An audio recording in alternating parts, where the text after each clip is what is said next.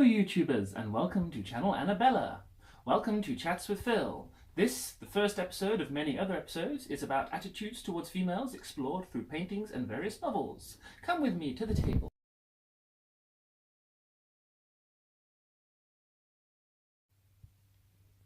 Attitudes to Females by Philip Granger, January 2019. We've reached my favourite novelisation, that of Pride and Prejudice, which is both the film and the novelisation. Am I continuing, as they say? In Pride and Prejudice, I can obviously digress certain aspects of the plot, but basically you have the society where obviously women have to marry into like class and higher standing. But what is interesting in the film, as I've noticed, is that the younger sister, Lydia, who of course has her encounters with Mr. Wickham. Yes, a far graver man, Mr. Wickham. And obviously, in these encounters with Mr. Wickham, she ends up getting taken away. And luckily she is married. But if she was not married, she would have fallen from society. Which brings us to the novelisation. Of Dorian Gray. Here in Dorian Gray, we see the darker side of that society. We see what happens in those societies when the women that might have fallen, and some gentlemen would have fallen in those sort of gentlemen lives, which, certain decadence and vice had occurred. Such terrible things. Need we say more? Let's go to the lovely painting by Vincent van Gogh.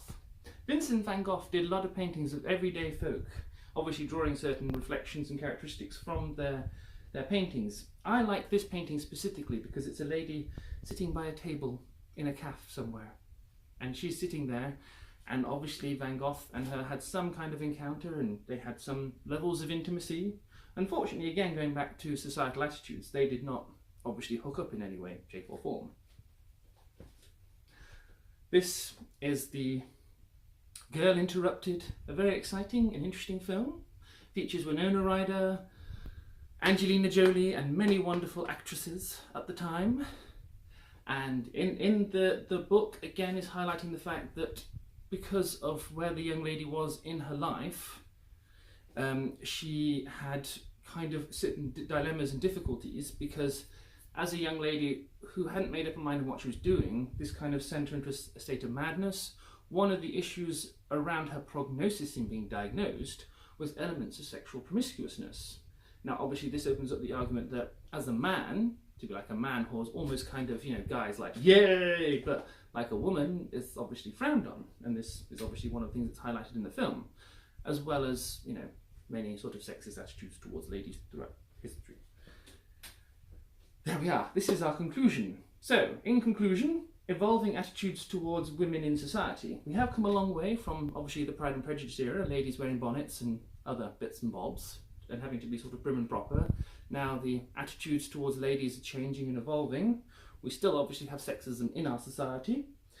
Female sexuality in representational form. So we have a lot of literature on female sexuality, such as, what was that one? I can't think what it's called now.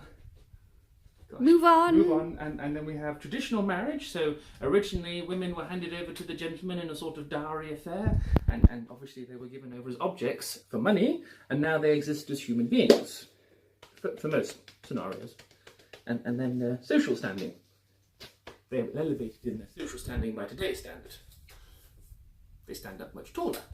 Hello! Welcome to the conclusion of Phil Chats with Phil, first episode, Attitudes to Females. He picked the topic, I didn't. Phil! Yes? What do you have to say about your topic? There were three books that there were three books there. Who knows? It's a mystery. He can't remember his own presentation. There were three books that I selected, which obviously I've been interested in, and it's like I says, I mean, there's the obvious parallels between Pride and Prejudice and Girl Interrupted, because in Pride and Prejudice, you have the fact that if the ladies have fallen from society, they are nobodies. In Girl Interrupted, she is in a way kind of fallen from society at an early age, and it's societal attitudes that kind of put her in the place that she's there. Yes, bunny ears. Oh, yes. Good Lord. Yes, thank you, Phil.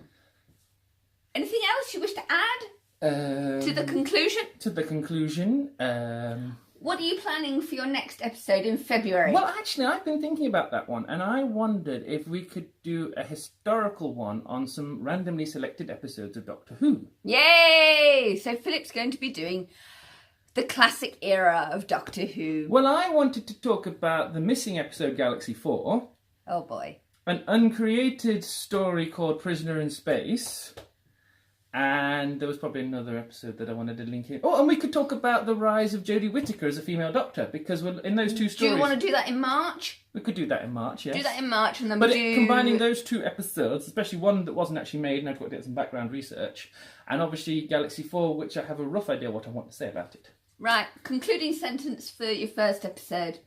It was fun and exciting and dynamic and an interesting adventure. And Help. help. Anyway, so in February he's going to be doing the history of classic Doctor Who. Well, yeah, some selected episodes. Some selected episode by Phil. Mm-hmm. And then in March we're going to be doing the 13th Doctor. Ooh, yes, that's 13th Doctor. Who's that? Jodie Whittaker. That one, Jodie Whittaker. Yes, sorry, I forgot about that. Who's Jodie Whittaker? Yes, brilliant Jodie Whittaker. Yes, I keep forgetting things. Bye! Please And like, this is comment Ina and Sharples. subscribe. This is Ina Sharples. I am not Ina Sharples. Please like, comment and subscribe. And I hope you come back in February for more chats with Phil. Or long presentations. Wave. Hello. We're saying bye. Bye. Oh, bye. What have I done?